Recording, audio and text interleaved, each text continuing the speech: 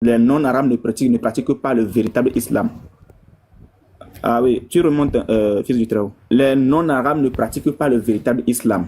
Les non-arabes pratiquent un islam qui est à l'image de Christ. C'est-à-dire que l'amour que le Christ a répandu dans le monde, c'est cet amour que les non-arabes aujourd'hui, qui sont musulmans, veulent appliquer. Alors que ça ne peut pas marcher. Ça ne peut pas marcher. Mais bon, c'est pour ça que tu vois que tu as beaucoup d'amis musulmans et puis ça marche super bien. Sinon, ce n'est pas là le souci. Le souci, c'est le salut de ton âme. Parce qu'aujourd'hui, comme on le dit, le salut individuel, ce n'est pas parce que tes amis vont se retrouver, excuse-moi, en enfer, que toi aussi tu vas forcément te retrouver en enfer parce que vous entendez bien. Ce n'est pas parce que toi, tu vas te retrouver par la grâce de Dieu, si tu acceptes le Seigneur, ce n'est pas parce que tu vas te retrouver dans le royaume de notre Seigneur Jésus-Christ que forcément tes amis aussi vont te suivre là-bas. Non. Tu dois d'abord chercher à sauver ton âme et aussi propager ou encore partager cette bonne nouvelle avec tes amis qui n'ont pas encore accepté le Seigneur. Sinon, la relation que tu as avec tes amis musulmans, nous, il n'y a pas de souci. Nous aussi, on a des amis musulmans. Nous, on a des amis musulmans. Mais on fait avec. Tu vois, parce que ça, c'est la relation humain-humain, homme-homme. Voilà, donc ça, il n'y a pas de souci avec. Voilà, maintenant, c'est l'enseignement que tu reçois de l'islam et l'enseignement que tu dois aussi recevoir du Christ qui compte. C'est de là que viendra maintenant une décision ultime pour le salut de ton âme. Donc, je vais te laisser avec la sœur Cindy, je vais te laisser avec le frère, fils du Très-Haut, et en même temps avec Mahamat. Voilà, peut-être Salut, ils ont des salut choses à Nubui. dire. Mahamat, est-ce que, est-ce que tu peux présenter, Mahamat, est-ce que tu peux présenter l'islam à Justine? Ça a été ok, déjà fait préalablement, mais est-ce que tu peux présenter l'islam à Justine? ok, Après, je dans ce connais cas, un peu, hein. Le peu que j'ai ok, connu. Oui, bien sûr, mais on va juste essayer quelque chose. On va voir un peu ce que Mahamat va nous dire. ok, donc Inibo, je ne sais pas, je suis monté pour parler sur le cas des sujets d'Ismaël. Vous aussi parlé, j'ai demandé 3 minutes dans les commentaires. Mais comme vous m'avez aussi demandé de présenter l'islam, ça signifie que la soumission, l'islam, c'est le fait de se soumettre à Dieu, c'est automatique l'islam. Il y a une chose très pertinente que Inigo avait dit, il avait différencié les deux confessions. Dans le christianisme, c'était les fils de Dieu. Donc, ce n'est pas les esclaves, en fait. Or, chez nous, ce sont les esclaves de Dieu, entre parenthèses, disons, serviteurs. Donc, Allah nous donne à chaque fois que les gens s'égarent, il envoie un prophète jusqu'à ce qu'on est arrivé au dernier prophète, en passant aussi par Jésus, que nous, musulmans, nous les considérons comme un simple prophète, comme les autres prophètes ordinaires. Par contre, les chrétiens considèrent Jésus comme fils de Dieu. Donc voilà, nous, on n'accepte pas. On dit que c'est pas vrai que Jésus est fils de Dieu. Nous n'acceptons pas. Toujours, on fait le débat avec les chrétiens. On débat, on dit que l'islam, c'est Allah est unique, il n'engendre pas, il n'a pas été engendré. Donc, chère Justine, reviens dans le chemin du salut que l'islam, crois au prophète Mohammed qui est le sceau des prophètes, et puis tu gagneras ton paradis et tu éviteras l'enfer. Et voilà, donc, je ne vais pas monopoliser la parole. Et voilà ce Après, que tout. l'enfer et le paradis, seul Dieu sait, hein. Si on fait des bonnes actions ou pas. On aimerait tous aller au Exactement. paradis, hein. Et oui, non, non, non. Les chrétiens n'aillent pas au paradis, les juifs n'aillent pas au paradis, sauf les musulmans. C'est dans notre confession, à part les musulmans, aucune autre personne n'entre au paradis. Même si tu distribues toute une planète d'or aux pauvres, tu n'entreras pas au paradis. L'objectif, Mahamat, c'était de croire au motion. Allah et au prophète. Mahamat, Oui, non, motion. mais ça, je le Bonjour. sais, t'inquiète pas. Oui, La sœur, oui, s'il te bonjour, plaît, je frère, vas-y. veux échanger. Voilà, je pense que faut qu'on aille dans le vif du sujet. Moi, je ne suis pas là pour durer. Parce que je vais toucher des thèmes. L'islam, ce n'est pas le comportement solitaire d'un musulman. Non, l'islam, ce sont les textes. Le musulman peut être ami aux chrétiens. Mais est-ce que c'est ce que l'islam demande? Donc, je précise. L'islam, ce n'est pas le comportement d'un musulman isolé. Ce n'est pas parce que je suis né dans un pays laïque où j'ai été éduqué dans un pays laïque où là-bas, il y a une certaine éducation qui est donnée, que ça équivaut au texte islamique. Non, il y a les textes qui sont présents et il y a des textes islamiques qui sont là. la charia, il y a la sunna et puis il y a le Coran. Donc, moi, Mahamat, ma première question, je vais te poser. C'est quoi le sort de l'apostat en islam? Tu crois en la sunna, non? Oui, Tu crois en la je sunna de crois à ton la sunna. prophète? Ok. Un homme qui apostasie, c'est-à-dire quelqu'un qui est musulman, qui sort de l'islam, c'est quoi son sort? C'est la mort. Ok. Donc, tu confirmes devant tout le monde que un musulman qui apostasie, son sort, c'est la mort. Quand tu rentres dans l'islam, tu ne sors plus. Bon, D'accord. quand tu rentres dans l'islam et que tu sors, c'était la mort. Monsieur Mahamat, donc tu veux nous dire ici, présent, hein, devant Justine, bien sûr, qui est là, qui véritablement hein, cherche aussi sa voie actuellement. Tu veux lui dire que si jamais elle fait l'erreur de rentrer en islam et que plus tard elle découvre que non, elle a choisi un mauvais chemin et qu'elle tourne le dos, c'est la mort, c'est ça? Oui, exactement, c'est ça.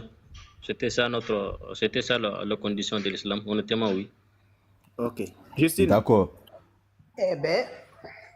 Voilà, Justine. Qu'est-ce Non, que tu frère. penses Non, frère, attends, elle a compris. Je vais toucher des thèmes. Je ne suis pas là pour durer. Parce que ne planons pas sur des plaisanteries. Maintenant, je vais sur mon deuxième thème. Qu'elle prenne note. Qu'elle prenne note. D'accord.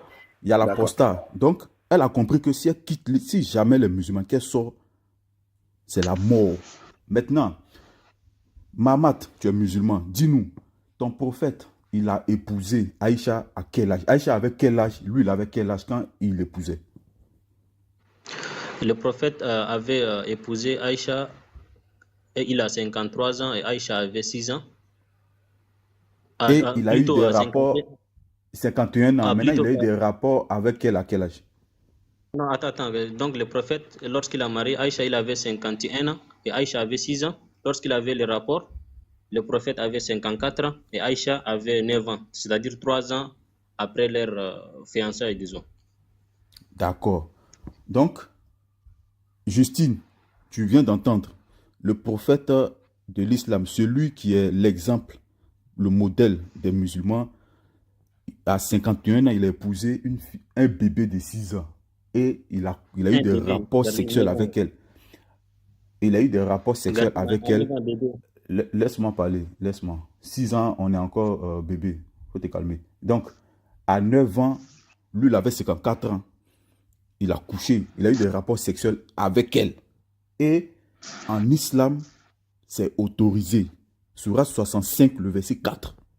Et on a des sources pour ça. Maintenant, je vais aller maintenant sur la femme en islam. On va maintenant aller sur la femme en islam. La sourate 4, le verset 34. Je t'ai déjà lu ça. Cette sourate-là autorise le musulman à battre sa femme s'il craint une désobéissance à venir. Mahamat, est-ce que tu le confirmes? Je confirme que l'homme a le droit de frapper sa femme, mais pas la battre, parce que battre c'est fort, frère Gerson. D'accord. Non, mais là, tu vas fort, là. Genre, de battre. Non, quand on dit frapper, c'est genre faire peur, mais c'est interdit de frapper. Oui, frapper avec la coupe dans le but de ne pas... Non, mon papa, il est musulman, ma maman, elle est catholique. Il a jamais levé la main sur ma mère. Non, on parle des textes. Jamais. Justine, on parle des textes. Attends, s'il te plaît, Justine. Non, là, je suis pas d'accord. Quand on dit... on va lire, Justine, on parle des textes. Justine, On parle s'il des te plaît, textes. attends. Au fait, ce que le frère fait, c'est quoi? Le frère est en train de rentrer dans les textes qui régissent carrément l'islam. Pas le comportement. Oui, c'est marqué, mais ça ne veut pas dire que tu frappes la femme, non. Tu l'as fait peur, des choses comme ça, mais non. Attends, je t'explique. Je venais de te dire que le comportement des musulmans, des musulmans qui sont non arabes est différent des musulmans qui sont arabes. Et si le musulman non arabe doit vraiment regarder les textes et agir, ce serait autre chose. Ce qui veut dire que ceux qui sont musulmans aujourd'hui et qui sont non arabes ne pratiquent pas le vrai islam. Donc là, on est en train de te ressortir les points capitaux du vrai islam. Donc patience, dès qu'on finit, on va te donner la parole et on va en discuter, il n'y a pas de problème. Si tu n'es pas arabe, tu ne pratiques pas le vrai islam. Je ne comprends pas. Là. Enfin, si. Voilà, tu vas comprendre tout à l'heure. Tu vas Eh comprendre si, tout à à l'heure. partir du moment où tu fais tes 5 prières, je sais pas, tout se passe bien. Ouais, bien sûr. Attends, on va en Voilà. venir, d'accord? On va en venir. Voilà. Moi, je pose les points parce que il faut comprendre quelque chose. Là, moi, je suis ivoirien. Et quand j'arrive en Côte d'Ivoire, je me plie à la constitution ivoirienne, aux lois ivoiriennes. Je ne vais pas aller en Côte d'Ivoire et puis me comporter comme je me comporte aux États-Unis. Non. Donc, je répète encore, peu importe le musulman, peu importe sa gentillesse envers un chrétien, peu importe, le musulman, il prend sa femme, il est gentil. Il peut être gentil comme il le veut. Nous, on est sur les textes. Donc, il a son éducation qu'il a eue selon sa moralité dans le pays dans lequel il est. Mais nous, ici, là, on parle des textes du Coran. Les textes que Allah a donnés. Donc, je vais lire la sourate 4, le verset 34. Ça, c'est la parole de Allah. Voilà. Ça, ce n'est pas un texte écrit par une juridiction européenne. Non. Ça, c'est le texte, la parole de Allah. Sourate 4, 34. Les femmes ont autorité sur les hommes, pardon, les hommes ont autorité sur les femmes en raison des faveurs que Dieu accorde à ceux-là, sur celles-ci, et aussi à cause des dépenses qu'ils font de leurs biens. Les femmes vertueuses sont obéissantes à leur mari et protègent ce qui doit être protégé pendant l'absence de leur époux, avec la protection de Dieu. Et quant à celles dont vous craignez la désobéissance, exhortez-les, éloignez-vous d'elles dans leur lit. Boy, il faut leur faire peur. Non, c'est pas marqué, il faut Boy, les faire non, peur. non, Les non, je frapper. m'adresse à Boy. Boy, est-ce qu'il faut les faire peur? Les frapper. Il faut les caresser? Les frapper. Une dernière fois, il faut les faire peur? Frapper-les. Merci. Donc, Mamat ici, c'est un musulman. Lui, il connaît très bien ces textes. Donc, il a confirmé ça. Maintenant, moi, je vais aller sur la femme, la condition de la femme en islam. Mamat, tu crois en la Sunna? Saïd Boukhari, volume 1, livre 6, hadith 301. Là-bas, ton prophète, et même j'ai une vidéo des musulmans oustas qui confirment ça. Le prophète de l'islam dit, il dit que, rapporté par Abu Saïd al-Koudri, une fois le messager d'Allah est allé à Moussala, à la prière, puis il passa près des femmes et dit, ô femmes, faites l'aumône, car j'ai vu que la majorité des habitants de l'enfer étaient vous les femmes. Mamat, la sunna de ton prophète dit que l'enfer sera peuplé par les femmes. Oui. Est-ce que tu crois en ça? Oui, je crois. Les femmes chrétiennes, les femmes juives et les femmes égarées, oui. Je crois. Non, il ne parle pas ici des femmes chrétiennes. Il parle ici, Non, des femmes ce sont des chrétiennes, femmes. pardon. Non, attends, faut te Est-ce que calmer. c'est Non, écrit femme ici, c'est chrétienne? pas écrit femme chrétienne. Faut pas ajouter. C'est pas écrit femme chrétienne.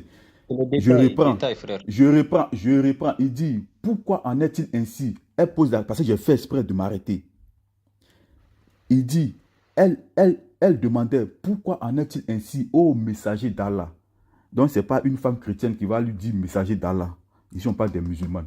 Il répondit, vous maudissez souvent et vous êtes ingrate envers vos maris.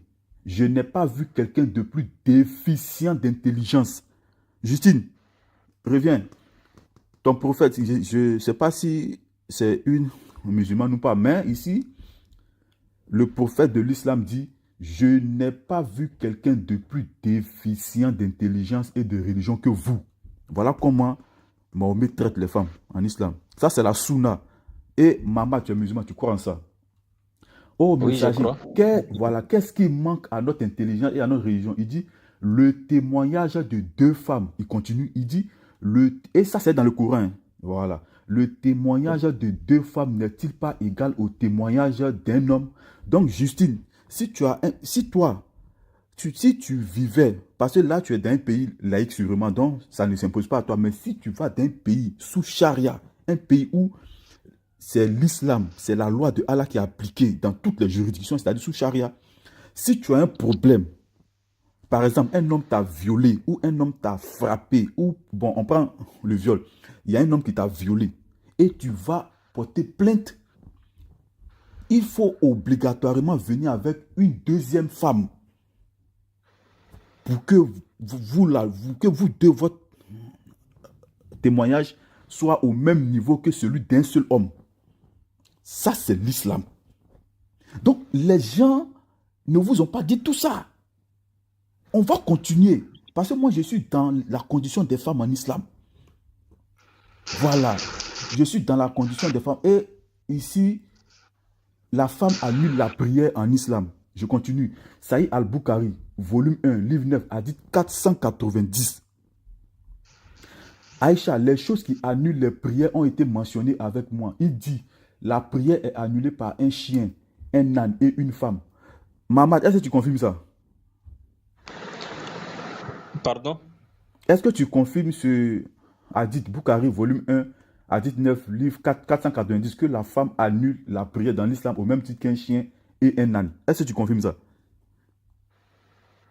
Bon, ce hadith, je n'avais pas entendu de ça. Ah, c'est la première fois. Oui, c'est la première fois. Pourquoi Ah, pas? d'accord. Voilà, ça c'est affiché là-bas. Donc, la femme annule la prière au même titre qu'un chien et un âne. Et Aïcha dit, c'est Aïcha maintenant qui parle. Elle dit, j'ai dit, vous avez fait de nous, c'est-à-dire des femmes, des chiens. Voilà. Voilà, C'est la ça. première fois que je viens d'apprendre ces hadiths. Ok, donc, il faut prendre note. Faut prendre note. Maintenant, qu'est-ce qui arrive à une femme qui refuse le sexe à son mari? Qu'est-ce qui arrive quand une femme refuse le sexe à son mari? Voilà. Quand une les femme, anges, oui, Mamad, les quand anges une vont femme, les anges vont le maudire. voilà, donc quand une femme musulmane refuse le sexe à son mari, les anges la maudissent jusqu'au matin. Le messager d'Allah a dit, Bukhari 3237, le messager d'Allah a dit, si un mari appelle sa femme dans son lit, c'est-à-dire pour avoir une relation sexuelle, et qu'elle refuse et l'endort de colère, les anges la maudiront jusqu'au matin. Oui, exactement. Voilà, donc moi, je veux que les femmes écoutent. Ça, c'est ce qui attend les musulmans. Mettre de la poussière dans la bouche des femmes, c'est-à-dire en islam, on va lire ça, Saïd al-Bukhari, 1299. Aïcha a rapporté, quand le prophète reçut la nouvelle de la mort d'Ibn Harita, Jafar et Bin Rawa, il s'assit et avait l'air triste, et je le regardais à travers la fente de la porte. Un homme est venu et lui a parlé des cris des femmes de Jafar. Le prophète lui ordonna de les interdire. L'homme allait et venait en disant qu'il leur avait dit, mais qu'elle ne l'avait pas écouté. On va voir maintenant ce que le prophète maintenant va ordonner. Le prophète a dit, interdit, interdit. Encore une fois, il alla et revient pour la troisième fois. Ô messager d'Allah, par Allah, elles ne nous ont pas écoutés du tout. Aïcha a ajouté, le messager lui a ordonné d'aller mettre de la poussière dans leur bouche. Voilà, de la poussière dans leur bouche. Donc, quand vous faites des convertis, expliquez-leur que les femmes sont les plus nombreuses en enfer et expliquez-leur aussi que la femme en islam, elle est déficiente en intelligence. C'est-à-dire, en islam, la femme n'est pas du tout intelligente. Elle a la moitié du cerveau d'un homme. Ça, c'est en islam. La femme a la moitié du cerveau d'un homme. Je n'invente rien. Hein. C'est Non, mais écrit. faut pas dire ça. Garzim, s'il te plaît, est-ce que je peux parler sur deux choses, si tu me Ce permets? que j'ai dit là, est-ce que c'est faux? Non, c'est pas faux, c'est pas faux. Mais Oui, juste, donc il je faut, voulais Justine dit, non, il faut dire ça à Justine, il faut confirmer, attends, fils, attends, Ok, il faut c'est confirmer confirmé. ça C'est à confirmé. Justine, que c'est écrit dans le Coran. Oui, exactement. En fait, Justine, tout ce que Garzim a dit, c'est authentique. Ça, j'ai Merci, vérifié, frère, pas de souci. merci. Et là, je n'en conviens pas. Et comme d'habitude, donc chaque chose, normalement, quand on a des choses à dire, on devrait laisser la personne terminer avant pour ne pas embrouiller. Et surtout, moi, ce qui m'empêche, déjà, il y a deux choses que je viens d'apprendre chez Garzim. Moi aussi, je ne connais pas avant qu'en islam, on frappe les femmes. J'ai appris dans son intervention, les hadiths d'aujourd'hui. Donc, de temps en temps, j'apprends beaucoup plus de choses de Garzim que moi-même, bien que je suis en divergence avec lui. Donc, tout ce que je voulais dire dans tout ce que Garzim a dit, voilà, ça, ce sont notre condition. Si une femme voulait se convertir en islam, elle devrait lire toutes ces conditions-là. Si cette confession lui va, elle va se convertir. Après, si elle quitte, bon, par chance, de nos jours, il n'y a pas de, comment appeler ça, des pays qui exécutent la charia. Mais si tu es dans l'Arabie Saoudite, dans les pays où il y a la charia, le sort de l'apostat, c'était la mort. Mais le fait que cela n'empêche pas de dire que voilà, c'est pas la vérité. Tout comme nous avons dit en enfer, le prophète avait dit, le plus grand nombre de personnes qui sont dans l'enfer, ce sont des femmes. Mais quand même, il n'a pas dit que ce sont toutes les femmes vont rentrer en enfer. Donc, chère Justine, essaye d'être parmi le minimum de femmes qui sont dans le paradis. Voilà ce que je voulais ajouter. Et je laisse aussi la parole à ceux qui veulent Ok, parler. Tu d'accord. es musulman, Mamad? Oui, je suis musulman sunnite. Ah, d'accord. C'est pas méchant, mais j'ai l'impression que tu dénigres un petit peu ta religion. Non, pas du tout. J'aime ma religion et je ne voulais pas mentir. Donc, je vois beaucoup me détestent parce que tout simplement, je suis fidèle donc, à mes textes. Il y a déjà un qui me dit D'accord. descends, ils ne vont pas te donner la parole, etc. Moi, j'ai dit, je descends juste parce que j'ai dit la Non, il faut vérité. préciser Et que des tu es fois, musulman je ne vais pas sunnite. mentir des choses. Voilà, Non, c'est un il a Voilà. précisé. Garrison, je peux avoir Ouais, une mais motion. le live où Oui, je oui, moi, vais, j'ai fini. enfin, tout le monde laisse la parole, là, je suis pas d'accord. Justine, je Oui. peux avoir une motion, s'il te plaît. Oui, il n'y a pas En de fait, souci, mais après, j'ai des je trucs à t'ai... dire où je ne suis absolument pas d'accord. Le live où je Non, vais d'habitude, quand j'étais chrétienne, ils m'ont toujours laissé monter. Ils font descendre personne, hein. Non, mais ici, Mais on n'a pas demandé qu'il descende, Justine. Ah, Non, il dit qu'en commentaire, il y a quelqu'un qui lui dit de descendre. Voilà, C'est c'est un musulman c'est son frère musulman qui lui dit de qui descendre. lui dit de descendre. Voilà. d'accord. Justine, Oui, ce que moi je voudrais dire avant de te présenter aussi la religion chrétienne, c'est que tu vois, la religion, c'est les textes. C'est important que ça, tu l'acceptes. Parce que ce soit toi, que ce soit moi, que ce soit Mahamat, nous tous, nous avons adhéré à une religion, mais nous ne l'avons pas créée. Et les religions auxquelles nous avons adhéré ont un corpus, ont des textes. Après, évidemment, je connais un peu tous les dimanches, il y a l'église, il y a le carême, il y a le pèlerinage, il y a la Vierge Marie. après ça, ce sont des actes. Mais moi, je veux te présenter plutôt l'enseignement, pas les actes en fait. Parce Ok. que ce que je vais te présenter ici, c'est pas des actes. Je vais pas te présenter des rituels. Les rituels, c'est pas la religion. La religion, c'est l'enseignement, c'est les dogmes, c'est les textes fondateurs. Et c'est ces textes fondateurs que je veux te présenter. Après les rituels, tu vas voir que ça varie d'un courant à un autre. Tu trouveras des courants qui ne font pas le pèlerinage, pour qui c'est pas important, juste. Pratiquement 7 points.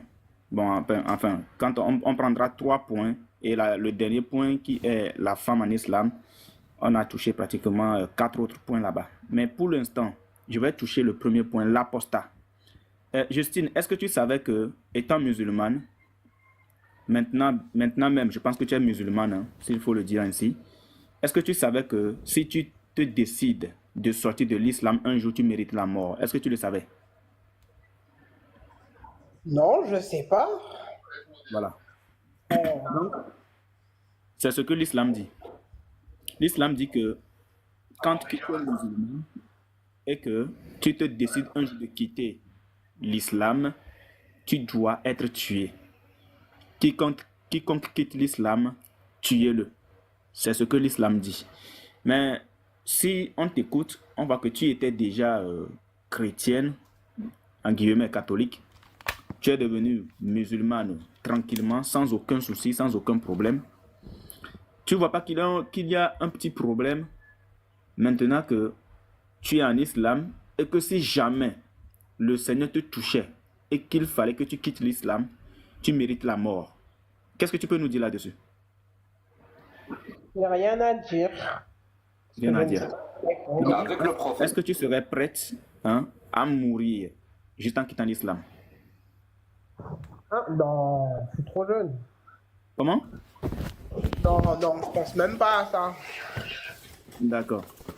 Donc, Tout le monde Frère, ici. Hein. j'ai une vidéo, pardon, c'est très important, d'un imam, l'un des plus grands, en tout cas, c'est un grand imam sur l'apostat. Vas-y, Moi, je veux même le qu'on même. écoute.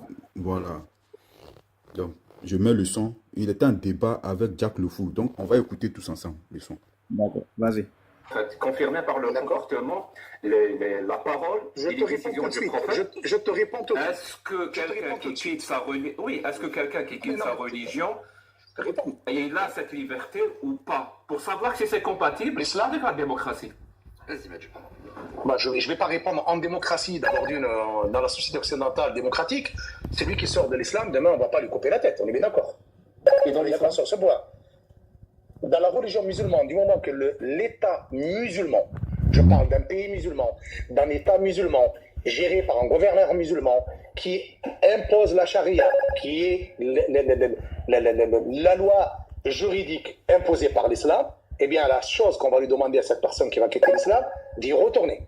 Si cette personne ne va pas y retourner, eh bien, la sentence qui sera infligée à cette personne qui a quitté l'islam, elle restera sous la responsabilité du gouverneur musulman. Ce n'est pas un imam qui va décider, ce n'est pas moi ou toi ou n'importe quel musulman qui décidera, ça sera le gouverneur musulman qui est en charge d'appliquer la charia, qui est la loi divine, d'appliquer une sentence ou pas sur cette personne-là.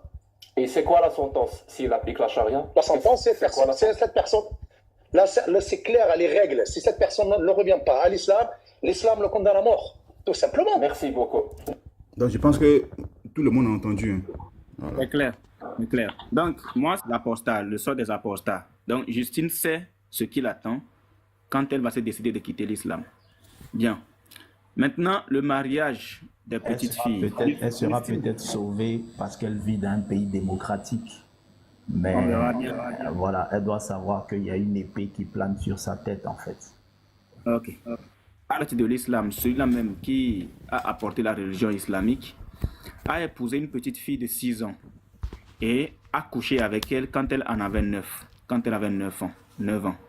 Alors, Justine, est-ce que tu penses qu'aujourd'hui, si un musulman venait vers toi, je ne sais pas si tu es une mère actuellement, si tu es mère et que tu as ta petite fille de 6 ans, est-ce que tu pourrais donner ta petite fille de 6 ans à un monsieur de plus de 50 ans en mariage?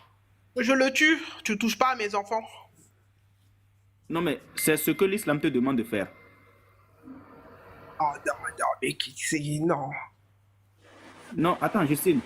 Tu ne peux pas être dans une religion et refuser les conditions qui régissent cette religion-là. Ce n'est pas possible. On demande de... Attends, je vais mettre la vidéo là même pour elle. Attends, Garizim pose. Non, mais là, ça, j'ai pas vu, non. Garizim pose. Justine. Non, c'est pas moi, c'est Petit Matou. Tu as C'est pas moi. vu? Attends d'émotion. Justine, quand Mahamat te présentait l'islam, j'ai bien écouté. Ses premiers mots ont été que l'islam signifie soumission. Donc, dans l'islam, le musulman doit se soumettre à la loi d'Allah. Ce n'est pas une option. On ne lui laisse pas une option, il doit se soumettre. Donc, si Allah, il te dit que le mariage des petites filles, il l'a autorisé, ce que l'islam attend de toi en tant que bonne musulmane, c'est de t'y soumettre. L'islam ne te laisse pas le choix parce que musulman, ça veut dire soumis. Et je pèse mes mots, on attend de toi de la soumission. Il faut que tu le saches, tu es dans une religion qui raisonne par soumission. Tu dois te soumettre pour être bonne musulmane. Tu as dit que le paradis, ça dépend de nos bonnes actions, oui. Mais le musulman qui ne se soumet pas à la loi d'Allah, il n'aura pas le paradis. Parce que le premier critère, c'est est-ce que tu t'es soumise à la loi de Allah, telle qu'il a écrite dans le Coran et dans les textes. Donc si Allah il te dit que lui, il autorise le mariage des petites filles, tu dois t'y soumettre. Quel verset c'est marqué? La sourate At-Talaq 65, à partir du verset 4. Tu peux le lire, même du verset 1er. Attends, on va regarder la vidéo et puis après on va mettre la sourate là. Regarde cette vidéo. Vas-y. Frère, vas-y. Justine, suis la vidéo très bien, attentivement. à abaisser l'âge légal du consentement de 18 à... Attends, je vais reprendre. C'est l'âge légal du consentement de 10. L'Irak s'apprête à abaisser l'âge légal du consentement de 18 à 9 ans, permettant ainsi aux hommes d'épouser de très jeunes filles. Le Parlement irakien, dominé par une coalition de partis musulmans chiites conservateurs, s'apprête à voter un amendement qui annulerait la loi sur le statut personnel du pays. Cette législation, également connue sous le nom de loi 188, a été présentée comme l'une des plus progressistes du Moyen-Orient lorsqu'elle a été introduite en 1959. Elle fournit un ensemble de règles générales qui régissent les affaires des familles irakiennes, quelle que soit leur appartenance religieuse. En plus de l'abaissement de l'âge légal du mariage de 18 à 9 ans, l'amendement priverait aussi les femmes de leur droit au divorce, à la garde des enfants et à l'héritage. Selon le Fonds des Nations Unies pour l'enfance, 28% des filles en Irak sont mariées avant l'âge de 18 ans. Et d'après la mission d'assistance des Nations Unies en Irak, 22% des mariages non enregistrés concernent des filles de moins de 14 ans. Raya Faik, coordinatrice d'une coalition opposée à ce projet de loi, s'est exprimée auprès du Guardian. C'est une catastrophe pour les femmes. Cette loi légalise le viol des enfants. Ce n'est pas la première fois que les partis chiites en Irak veulent modifier la loi sur le statut personnel. Mais leur tentative avait échoué en 2014 et en 2017, en grande partie grâce à l'opposition des femmes irakiennes. Dans le monde, l'âge minimum du consentement sexuel est établi à 16 ans au Royaume-Uni et au Japon, à 15 ans en France, à 12 ans en Angola, à 13 ans en Argentine ou encore à 14 ans en Allemagne et en Chine. Au Botswana, l'âge du consentement est de 16 ans pour les femmes et 14 ans pour les hommes. Au Mexique, qui est une république fédérale, l'âge varie de 12 à 18 ans. Voilà. Ça, c'est la première vidéo. Attends, vous pouvez accorder-moi une motion. Justine, ils ne le font pas par plaisir, hein. Ils le font justement parce que être musulman, c'est se soumettre à la loi divine. Donc, ils le font parce qu'ils ont la volonté de se soumettre à Allah et de gagner le paradis, c'est tout. Ils savent que c'est la loi divine, c'est la loi du Dieu de l'islam, et ils le font justement parce qu'ils ne veulent pas courir le risque de se retrouver devant Allah et d'être accusés qu'ils ne se sont pas soumis à sa loi. C'est pour ça que, alors des fois on critique les pays musulmans, mais les pays musulmans, ils sont juste dans une volonté de se soumettre, comme on le leur demande. C'est ça que tu dois comprendre. Donc toi aussi en tant que musulmane, tu devras te soumettre. Ok. Vas-y, lis la sourate 65.4.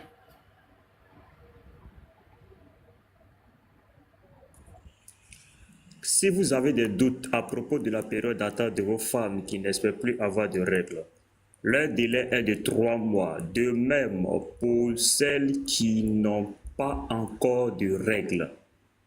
Et quant à celles qui sont enceintes, leur période d'attente se terminera à leur accouchement. Quiconque crée Allah, cependant, et lui facilite les choses. Voilà, donc, et quant à celles-là et de vos femmes qui n'espèrent plus, de même pour celles qui n'ont pas encore de règles. Justine. Frère, motion, non, frère, attends. Barry, frère, prends sourate 33-49 pour lui montrer que ici, on parle des filles qui ont été déjà touchées. Frère, prends la sourate 33-49, s'il te plaît.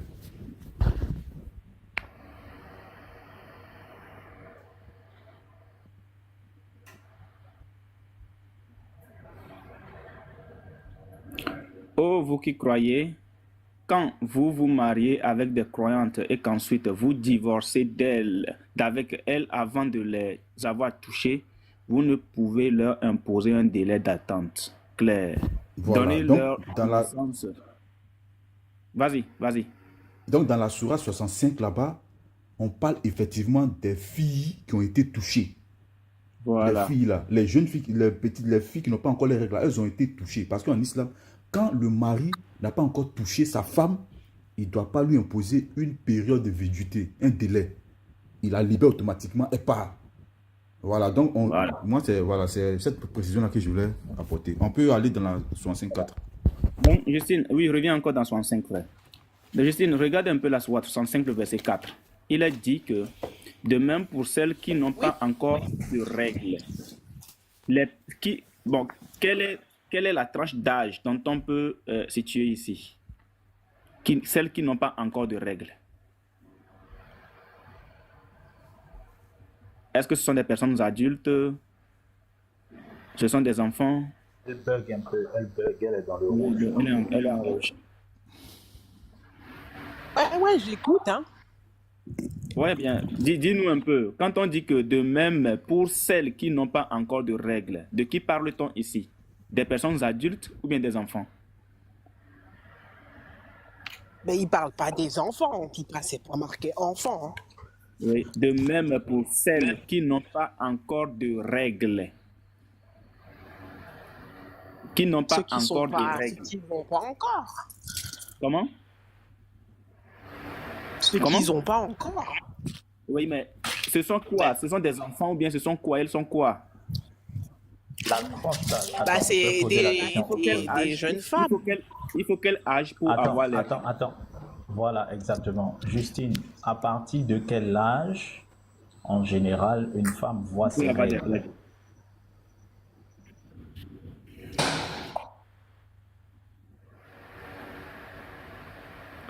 Bon, fils du Très-Haut, on ne va pas tous s'attarder dessus. Présente le Seigneur, après on la laisse avec Cindy quelques minutes et ensuite on revient Non, sur mais il peut lire le tafsir. Non, attendez d'abord. Il peut lire le tafsir de Ibn Abbas. Il peut lire le tafsir de Ibn Abbas et puis après on laisse la parole à fils. Garizim, je pense qu'on va suivre ce que Unique Boy a dit, on va y aller. Justine, fils de Jésus, il ne faut pas qu'on soit trop long. Je finis, tu vas intervenir. Justine, je ne sais pas si tu m'entends. Oui, j'entends. Voilà, je sais que tu as déjà été chrétienne, mais je vais quand même te présenter donc les textes qui fondent donc l'idéologie chrétienne. L'idée, c'est pas vraiment que tu redeviennes chrétienne. Brièvement, oui. Parce que...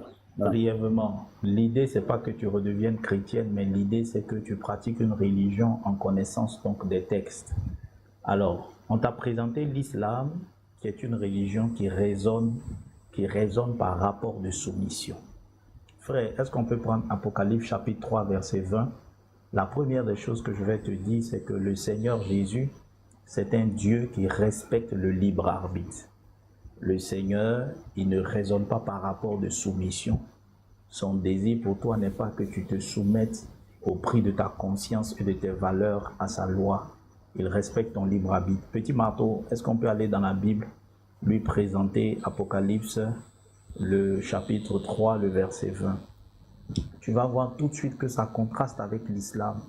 En islam, Dieu, le Dieu des musulmans, il attend que tu te soumettes à lui, que ça te plaise ou non. Mais avec le Seigneur, c'est pas ce que le Seigneur attend. Regarde ce que le Seigneur il dit ici. Il dit, voici, je me tiens à la porte et je frappe. Si quelqu'un entend ma voix et ouvre la porte, j'entrerai chez lui et je souperai avec lui et lui avec moi. Donc le Seigneur, il t'envoie sa parole et il te laisse le choix. Tu peux décider de l'accepter. Dans ce cas, il va vraiment commencer à vivre avec toi. Mais si tu refuses, il ne te forcera pas. Romains chapitre 6, verset 23. Donc déjà, on voit ici... Petit marteau, tu es là? Petit marteau. Voilà. Romains le chapitre 6, le verset 23. Voilà, comme je dois aller très vite. Donc déjà, tu vois la différence entre l'islam et la chrétienté. L'islam veut que tu te soumettes. Le Seigneur, il te laisse ton libre arbitre. Il te laisse aller du péché, c'est la mort. Mais le don gratuit de Dieu, c'est la vie éternelle en Jésus-Christ, notre Seigneur. Pourquoi j'ai choisi ce verset? Parce que je t'ai entendu dire que pour rentrer au paradis, ça va dépendre de nos bonnes actions. Justine, aucun homme ne peut faire suffisamment de bonnes actions pour mériter le paradis. Parce que dans la Genèse, on voit qu'un seul péché, une seule mauvaise action a coûté la mort. C'est pourquoi dans Romains 7, le verset 22, l'apôtre Paul va dire qu'il a de bonnes intentions, il veut faire du bien, mais à chaque fois, il retrouve dans son corps une loi qui est la loi du mal. L'homme ne peut pas